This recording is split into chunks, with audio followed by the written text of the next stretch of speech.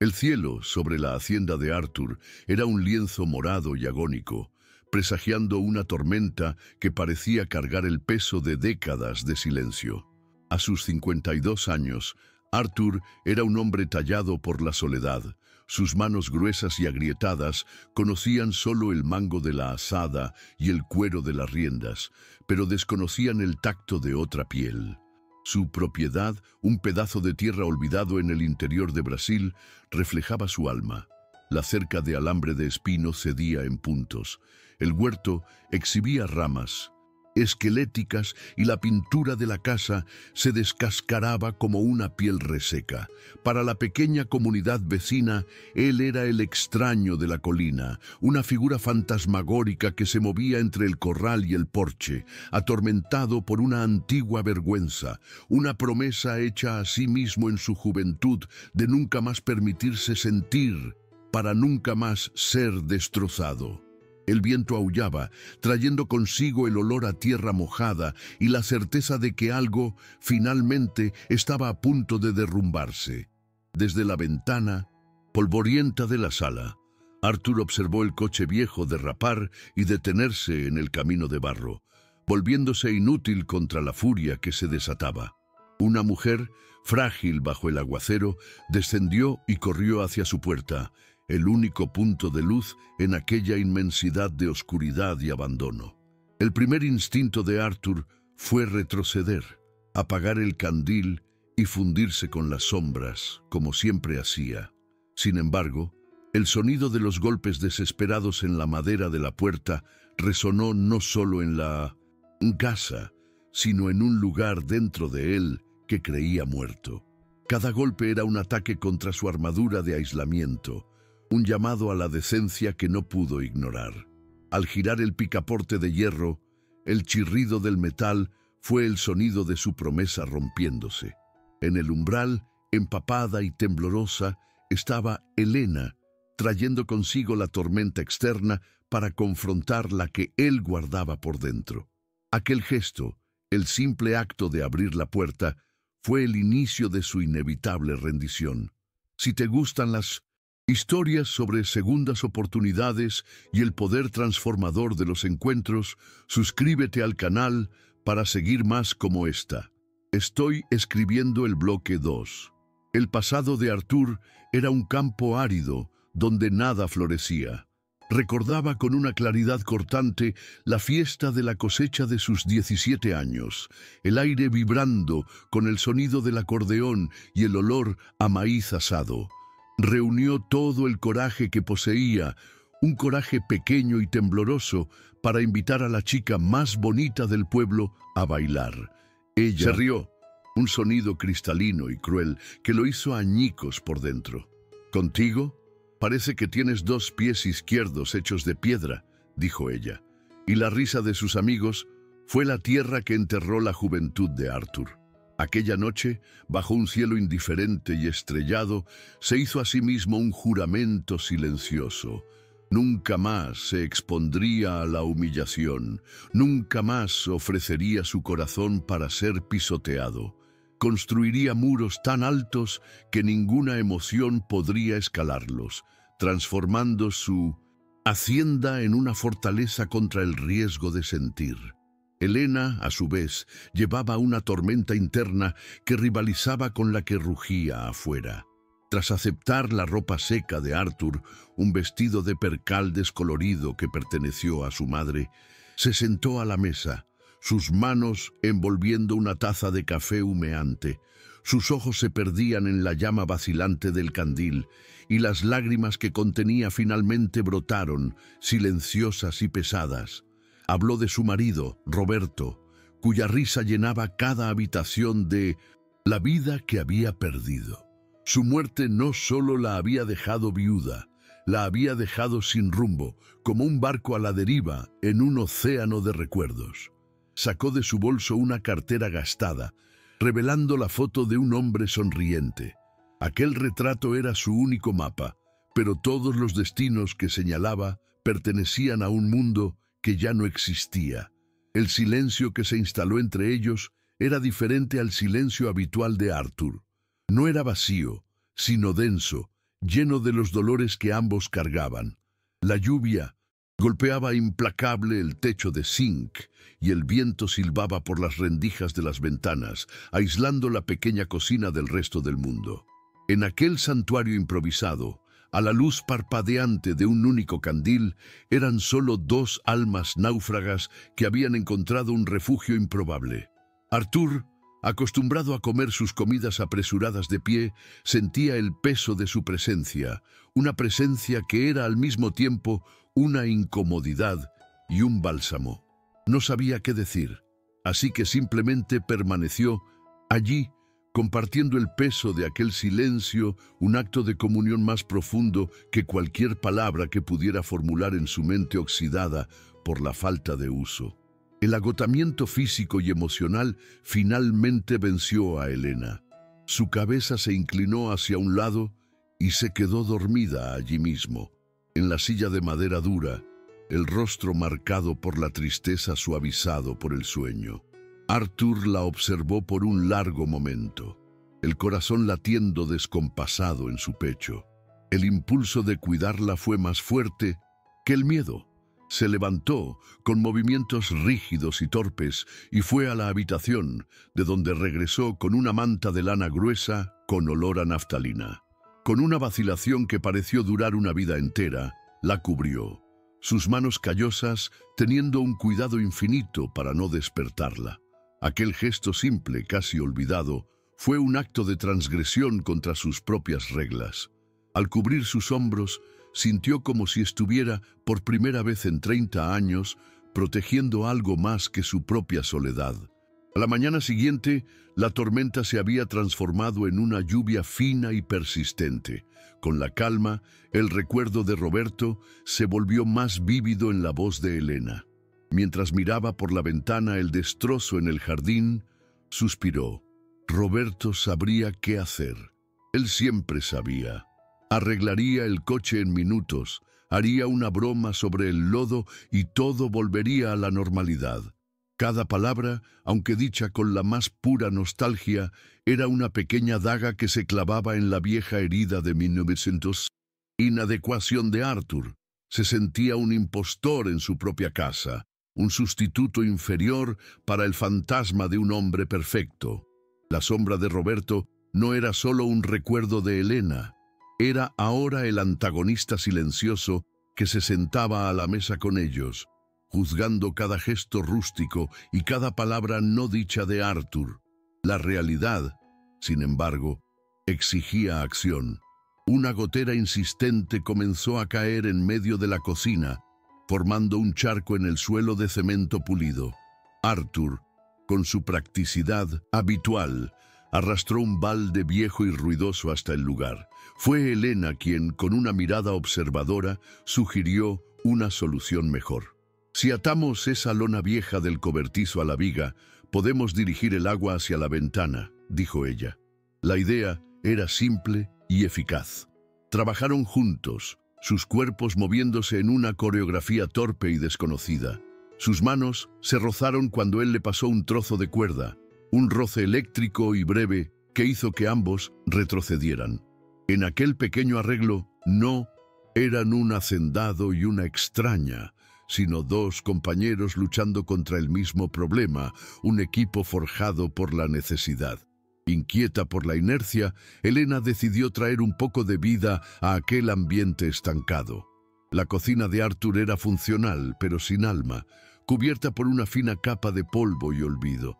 Con su permiso silencioso, exploró la despensa, encontrando un saco de harina, un poco de levadura y algunos huevos del gallinero.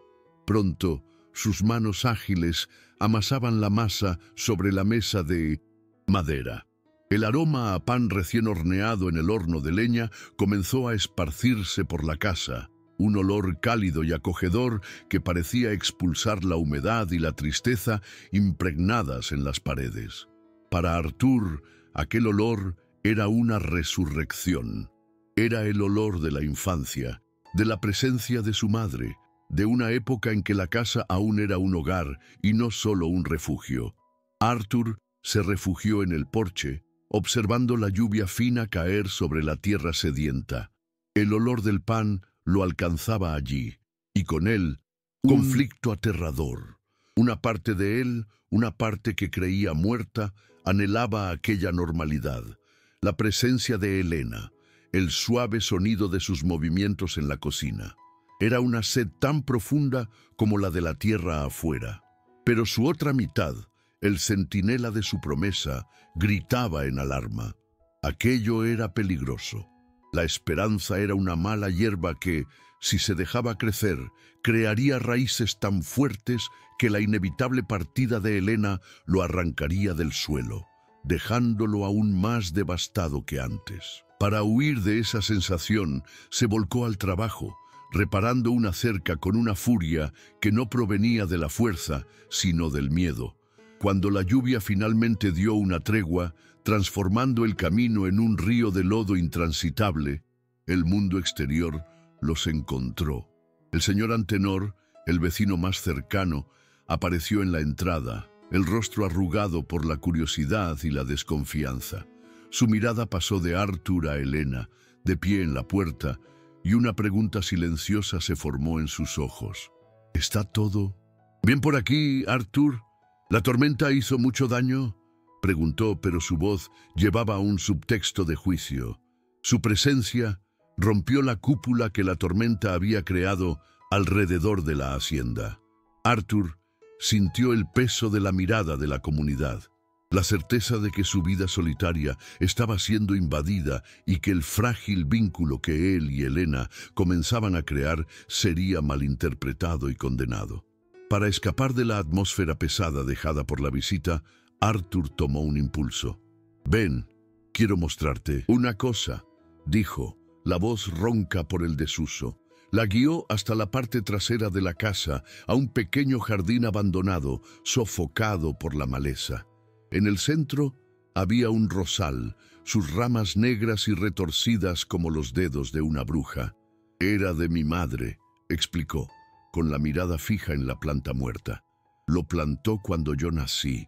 Prometió que daría las flores más bonitas de la región, pero ella murió, y el rosal nunca dio una sola flor».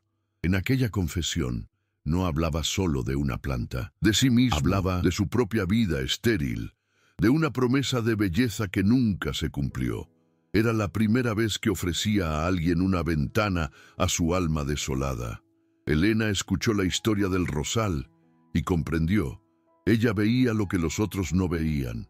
Detrás de la fachada ruda y el silencio aterrador había un hombre de una gentileza contenida. Observaba la manera cuidadosa con que trataba a la vaca lechera, la forma en que dejaba un poco de leche para los gatos del granero, la tristeza profunda que habitaba en su mirada cuando pensaba que nadie lo veía. Aquel hombre no era un monstruo o un fantasma, era un prisionero. La sombra de su difunto marido, Roberto, comenzó a parecer menos un puerto seguro y más una estatua de mármol, bonita, perfecta, pero fría y sin vida. En Arthur encontraba una humanidad agrietada e imperfecta, pero real y de alguna manera reconfortante. Aquella noche, durante la cena, pan fresco con queso hecho en la hacienda, Elena, sintiendo el ambiente más ligero, contó una historia de su infancia, una travesura que involucraba un cerdo y el vestido de domingo de su tía. La narrativa era simple, pero llena de una alegría nostálgica. En medio de su risa, miró a Arthur y lo vio. Una sonrisa. No era grande ni ruidosa. Era un tirón sutil en la comisura de los labios, un pliegue oxidado que parecía luchar por formarse, pero que alcanzó sus ojos, haciéndolos brillar por un instante. El sonido que siguió fue una especie de risa baja y ahogada, como una máquina antigua que vuelve a funcionar a trompicones. Para Elena, aquel sonido fue la recompensa más bonita que podría recibir, una prueba de que bajo la tierra seca algo todavía estaba vivo. Los días pasaron y el sol finalmente rasgó las nubes, comenzando a secar el lodo del camino. La posibilidad de la partida de Elena, antes una certeza lejana, se convirtió en una amenaza palpable.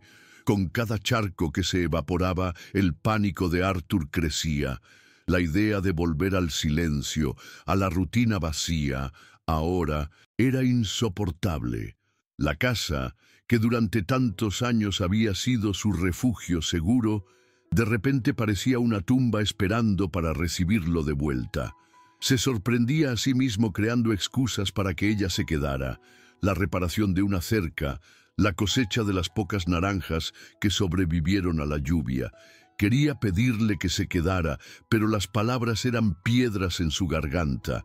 ¿Cómo podría él, un hombre destrozado, competir con el recuerdo de un hombre perfecto? Sintiendo el cambio en el aire, Elena también se replegó. La proximidad del mundo real la hizo tomar nuevamente la cartera con la foto de Roberto. La culpa la carcomía. Quedarse allí, en aquella hacienda que comenzaba a parecer un hogar, se sentía como una traición a su luto, al amor que habían compartido. Con el corazón apesadumbrado, se acercó a Arthur mientras él remendaba una silla de montar en el cobertizo. El camino ya debe estar mejor mañana. Creo que mi hermano vendrá a buscarme, dijo, la voz más firme de lo que se sentía. Necesito volver a mi vida. La frase quedó flotando en el aire polvoriento del granero. Arthur solo asintió, el rostro una máscara impenetrable, pero por dentro sintió que el suelo se abría, el viejo abismo de la soledad llamándolo de vuelta. En la que sería la última noche, la luz de las velas volvió a ser el único testigo de sus angustias. El silencio era pesado, cargado de todo lo que no podían decir. Fue Elena quien lo rompió, la voz poco más que un susurro. Dije que necesitaba volver a mi vida, pero la verdad es que ya no tengo a dónde ir. Sus ojos encontraron los de él en la penumbra. La casa que compartía con Roberto ya no es un hogar. Es solo un lugar lleno de fantasmas, de ropa que no puedo donar, de silencios que me sofocan. En ese momento, la vulnerabilidad de ella reflejó la de él de forma tan perfecta que los muros entre ellos se derrumbaron. Se dio cuenta de que ella también era una prisionera, atormentada no por una promesa, sino por un recuerdo. No eran tan diferentes después de todo. El sonido de un motor, limpio y constante, rompió la paz de la mañana. No era el ruido familiar del tractor de algún vecino, sino algo extraño, urbano. Un coche sedán, gris e impecablemente limpio a pesar del camino embarrado, se detuvo frente a la entrada. De él descendió Ricardo, el hermano de Elena. Vestía pantalones de sarga y una camisa polo, ropas que gritaban ciudad y orden. Su mirada recorrió la hacienda con una expresión de desdén mal disimulado, viendo no la belleza rústica, sino solo el abandono, la pobreza, el atraso. Era la personificación del mundo real, de la lógica y del juicio, llegando para rescatar a Elena de aquel escenario que para él era sinónimo de fracaso y decadencia. Su presencia era una invasión, la materialización de todas las inseguridades de Arthur. Ricardo ignoró a Arthur, que observaba la escena desde el corral, y caminó directamente hacia Elena, envolviéndola en un abrazo apretado, casi posesivo. Elena, gracias a Dios. ¿Qué estás haciendo en este fin del mundo? Estaba loco de preocupación. Pensé que había pasado lo peor, dijo, la voz cargada de una autoridad protectora. Su mirada, sin embargo, pasó por encima del hombro de su hermana y fusiló a Arthur con la mirada, tratándolo no como a una persona, sino como parte del escenario deplorable. El hacendado sintió el peso de aquella mirada, un veredicto que lo declaraba culpable de algo que ni siquiera comprendía. El mundo de Elena, su familia, su historia, estaba allí, y Arthur era el intruso, el elemento disonante en esa ecuación. La presión de Ricardo comenzó sutil, pero pronto se convirtió en una ofensiva directa. La acercó a su coche como para demarcar territorio y comenzó a enumerar las razones por las que debía irse de inmediato. Habló de las responsabilidades en la ciudad, de la necesidad de resolver la pensión de Roberto, de la preocupación de la familia. Entonces, usó su arma más poderosa, el recuerdo del difunto. Piensa en lo que Roberto querría, Elena. Él querría que estuvieras segura, que retomaras tu vida.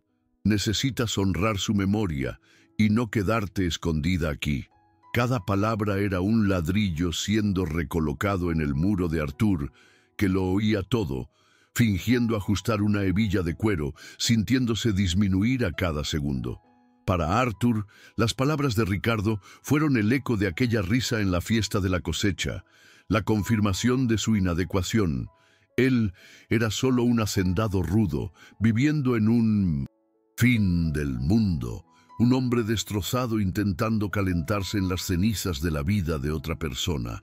La vergüenza, su compañera de toda la vida, lo envolvió como un manto pesado. No tenía derecho a pedirle que se quedara, no tenía nada que ofrecer que pudiera competir con la vida segura y respetable que el hermano describía.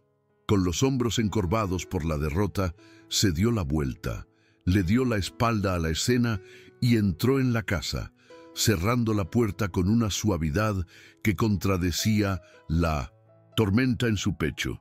Era su rendición. Se retiraba del campo de batalla convencido de que nunca debería haber entrado. Elena se vio paralizada en medio de un tira y afloja emocional. Por un lado, su hermano, la lógica, la seguridad de un pasado conocido. Por el otro, la puerta cerrada de aquella casa, un futuro incierto, pero donde, por primera vez en mucho tiempo, no se sentía como una pieza de museo dedicada a la memoria de su marido. La insistencia de Ricardo era un llamado a la razón, a la vida que todos esperaban de ella. Pero su corazón, terco, se aferraba a la imagen de la sonrisa oxidada de Artur, al olor a pan en el horno de leña, al silencio compartido que decía más que 1000 palabras. Miró el coche, la puerta abierta como una invitación a volver a ser la viuda de Roberto, y la casa, donde Artur se aislaba en su dolor. Dio un paso hacia el coche, y una sonrisa de alivio apareció en el rostro de Ricardo. Artur, desde la ventana polvorienta de la cocina, observó la escena, corazón convirtiéndose en piedra. Era el fin. Ella se iría y la vida volvería a ser lo que siempre fue, un largo y silencioso pasillo de días vacíos. Pero entonces se detuvo. Su mano flotó sobre el picaporte del coche, pero su mirada se desvió. Sus ojos se enfocaron en el jardín abandonado al lado de la casa, en aquella maraña de ramas secas que Artur le había mostrado. Y allí, en medio de la desolación, lo vio. Un único, terco y vibrante capullo de rosa, de un rojo aterciopelado, que había florecido con el sol de la mañana. Una pequeña e imposible promesa de vida. Aquella rosa fue una revelación. Elena comprendió, con una claridad que cortó toda su confusión, que la vida no estaba en preservar el pasado intacto, sino en el coraje de encontrar belleza y fuerza para florecer en medio de las ruinas. El recuerdo de Roberto, que ella guardaba como un tesoro sagrado, se había convertido en una jaula dorada, impidiéndole vivir. Así como la promesa de no sentir mantenía a Artur prisionero de su propia hacienda, el luto la mantenía prisionera de una vida que ya no existía. Se dio cuenta de que honrar el amor que sintió no significaba dejar de vivir, sino tener el coraje de amar de nuevo, de forma diferente, más real. La elección se volvió simple, límpida como la mañana después de la tormenta.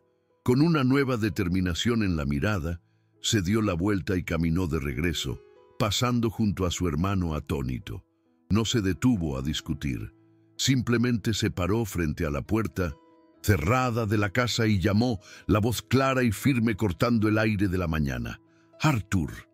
El sonido de su nombre, una palabra que él raramente oía, atravesó la madera y lo encontró en su escondite de dolor. No se movió, petrificado por la esperanza y el miedo. Entonces Elena miró a Ricardo y dijo las palabras que sellaron su destino, pero eran para Arthur. Mi lugar es aquí, ahora. Y como si la frase fuera una llave, la puerta chirrió y se abrió. Lo imposible sucedió. Arthur salió. No corrió, no gritó. Caminó lentamente por el porche y bajó los escalones de piedra, los ojos fijos en los de ella, atravesando la distancia que los separaba. Cada paso era una victoria contra los fantasmas de su pasado, un acto de coraje que deshacía 5 décadas de aislamiento. Era el hombre que se había escondido del mundo caminando hacia él. Al alcanzarla, no dijo una palabra. Simplemente levantó su mano derecha, grande y callosa por el trabajo, y la dejó flotando en el aire entre ellos. Elena puso su mano en la de él. El contacto fue un juramento silencioso. En ese instante ya no eran 2 soledades, sino el comienzo de una nueva historia. Ricardo observó la escena, incrédulo y